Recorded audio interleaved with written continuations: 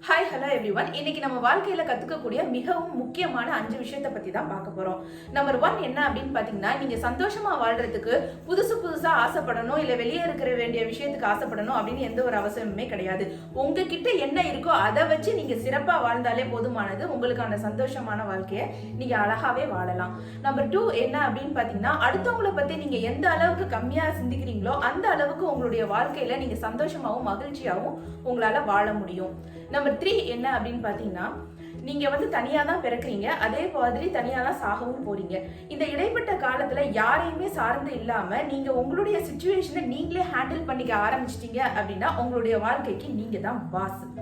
Number 4 என்ன அப்படின்னு பாத்தீங்கன்னா, ரிலேஷன்ஷிப் அப்படின்னு வரும்பொழுது நீங்க முகத்தையோ இல்ல வெளி தோற்றத்தையோ பார்த்து செலக்ட் பண்ணாம அவங்களுடைய மனசை பார்த்து நீங்க செலக்ட் பண்ணும் பொழுது உங்களுடைய ரிலேஷன்ஷிப் ரொம்ப நாள் நீடிக்கிறதுக்கான வாய்ப்பு இருக்கு.